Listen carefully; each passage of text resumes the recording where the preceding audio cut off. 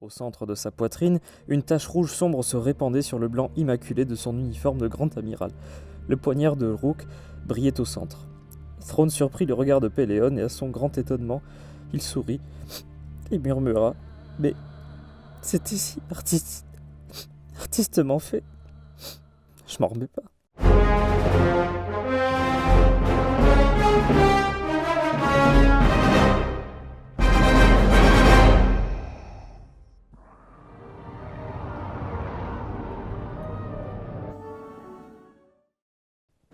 Bonjour à tous et bienvenue sur la tribune de Coruscant pour cette nouvelle vidéo de La Tribune vous répond, série de questions-réponses sur l'univers Star Wars. Avant de commencer la vidéo, je vous invite à aller nous suivre sur les différents réseaux, que ce soit Facebook, Twitter ou Instagram, si vous voulez vous tenir au courant de l'actualité Star Wars. Je vous invite également à aller rejoindre la chaîne Twitch. On commence aujourd'hui avec la question de Maxou qui voudra en savoir plus sur le chasseur du Général Grievous. Dans l'univers canon, le général Grievous utilisait un chasseur Belbulab 22 nommé le Sans-âme. Ce modèle de chasseur a été conçu par Fithan Otros Scalable Assemblies, un constructeur localisé sur la planète Utapau qui proposa avec ce nouveau vaisseau une amélioration des chasseurs droïdes vautours ou trichasseurs des séparatistes. Mesurant 5,4 mètres de large et 6,1 mètres de long, le vaisseau a été modifié par le général Cyborg qui choisit par exemple de changer les canons laser d'origine par des canons laser triples à tir rapide. Les contrôles du Sans-âme étaient régulés par un manche renforcé qui était inutilisable par la plupart des êtres humanoïdes.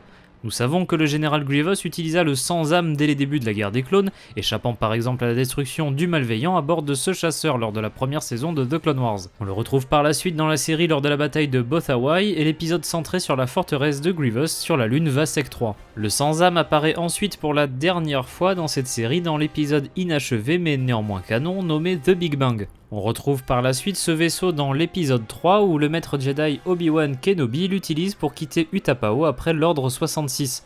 Avec le Sans-âme, il rejoint Bail Organa à bord du Tantive 3. Suite à ces événements, nous ne savons pas ce qu'il advient du vaisseau de Grievous, ce qui n'est pas le cas dans l'univers légende. Avant d'aborder son destin, il faut savoir que la première apparition du Sans-âme était dans le jeu Star Wars Republic Commando, qui est sorti peu de temps avant la revanche des Sith. On voit le vaisseau quitter Geonosis lors de la bataille présente dans l'attaque des clones sans savoir qu'il y a Grievous à bord.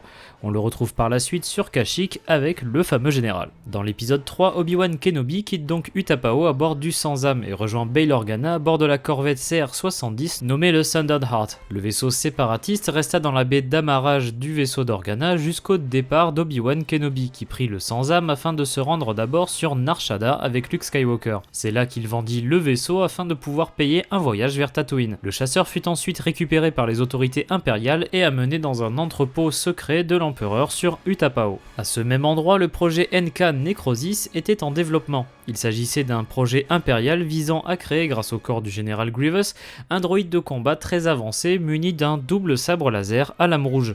Le Sans-âme fut donc incorporé au projet NK Necrosis, mais une année après la bataille de Yavin, le projet fut arrêté et le Sans-âme récupéré par un groupe d'aventuriers comme on peut le voir dans le jeu Star Wars Galaxies, An Empire Divided. On poursuit avec la question de Margot qui voudra en savoir davantage à propos de la famille royale de Mandalore, la famille de Bo-Katan. Dans l'univers canon, nous savons relativement peu de choses quant à la famille Kryze, la famille royale des Mandaloriens. Le père de Bo-Katan et Satine était appelé Adonai Kryze et avait le titre de duc de Mandalore. Considéré par sa fille Bo-Katan comme un grand homme, Adonai mourut lors des grandes guerres des clans vers 32 ans avant la bataille de Yavin. Adonai défendit Mandalore contre les assauts des clans les plus belliqueux qui, au terme du conflit, furent vaincus et exilés sur Concordia, où ils créèrent la Death Watch. Adonai, avant sa mort, eut plusieurs enfants dont Satine, Bo-Katan et au moins un autre enfant inconnu. Satine devint, suite à la mort d'Adonai, la duchesse de Mandalore et dut mener sa faction jusqu'à la fin du conflit entre les clans, durant laquelle elle fut protégée par les Jedi Qui-Gon Jinn et Obi-Wan Kenobi. Elle mena les nouveaux Mandaloriens depuis la capitale Sundari pendant de nombreuses années jusqu'à la guerre des clones. Elle fut tuée par Maul 19 ans avant la bataille de Yavin, faisant de sa sœur Bo-Katan l'héritière du titre de duchesse. Nous connaissons un autre membre de la famille en la personne de Korki Kryze, neveu de Satine et Bo-Katan. Bien qu'il fasse partie du clan Kryze, nous ne connaissons pas l'identité de ses parents.